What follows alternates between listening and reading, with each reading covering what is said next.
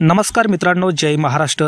राज्याच्या राजकारणात सध्या मोठं चक्रीवादळ उठलं आहे, कारण स्थानिक स्वराज्य संस्थेच्या निवडणुका अगदी दारात येऊन ठेपल्या आहेत आणि या निवडणुकीच्या पार्श्वभूमीवर महाराष्ट्राच्या राजकीय वर्तुळात प्रचंड हालचाली सुरू झाल्या आहेत। भारतीय जनता पक्षाने गेल्या काही वर्षात फोडा आणि राज्य करा ही नीती अवलंबून अनेक पक्षात फोडाफोडी घडवल्या आहेत। आता मात्र हाच खेळ त्यांच्या मित्रपक्षामध्ये सुरू झाल्याचं दिसतंय। अजित पवार आणि एकनाथ शिंदे या दोघांनाही भाजपने आता अप्रत्यक्षपणे घेरायला सुरुवात केली आहे।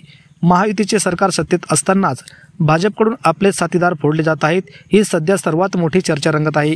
एकनाथ शिंदे यांना सध्या चौफेर अडचणीने वेढलं आहे। एकीकडे उद्धव ठाकरे आणि महाविकास आघाडीचं आव्हान आहे, तर दुसरीकडे भाजपचं स्वतःच्याच नेत्यांना आकर्षित करत आहे। आपल्याच मित्रपक्षाकडून आपल्या लोकांना खेचलं जातंय अशी भावना शिंदे गटातील कार्यकर्त्यांमध्ये वाढताना दिसते। सोलापूरमध्ये अजित पवार गटासोबत आता शिंदे गटालाही मोठा धक्का बसलाय।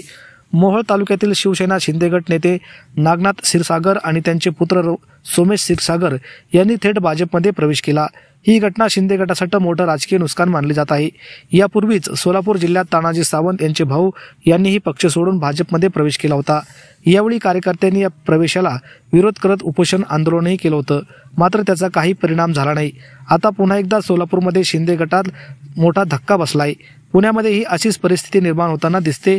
तेथील काही दिग्गज नेते भाजपकडे वळले असून यामुळे शिंदे गटाचे स्थानिक पातळीवर गणित बिघडले आहे।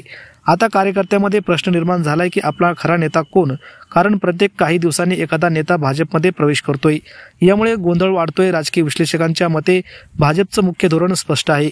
पहिल्यांदा विरोधकावर आरोप, मग ईडी सीबीआयची भीती आणि शेवटी त्यांनाच आपल्या पक्षात प्रवेश, ही जुनी पण प्रभावी नीती आता महायुतीचा हाती लागून होताना दिसत आहे। सगळ्या हालचालींच्या पार्श्वभूमीवर येणाऱ्या स्थानिक स्वराज्य संस्थेच्या निवडणुका अतिशय रंगतदार आहेत, यात शंका नाही।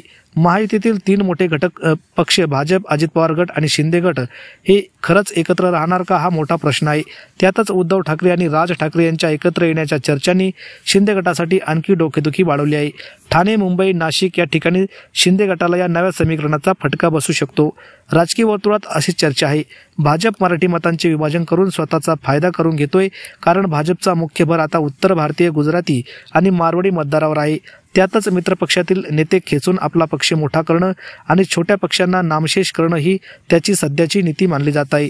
म्हणूनच मंडळी, येणाऱ्या स्थानिक स्वराज्य निवडणूक फक्त ही स्थानिकच नाही, तर राज्याच्या भविष्यासाठी निर्णायक ठरणार आहे। एकनाथ शिंदेंना एकीकडे उद्धव ठाकरे आणि महाविकास आघाडीचं आव्हान आहे, तर दुसरीकडे आपल्याच साथीदार भाजपचं अंदरून दडपण आहे। आपल्याला काय वाटतं, आणि शिंदे, भाजप आणि शिंदे गट खरंच शेवटपर्यंत सोबत राहतील का? कमेंट करून नक्की सांगा आणि चॅनलवर नवीन असाल तर चॅनलला नक्की सबस्क्राईब करायला विसरू नका। धन्यवाद। जय महाराष्ट्र।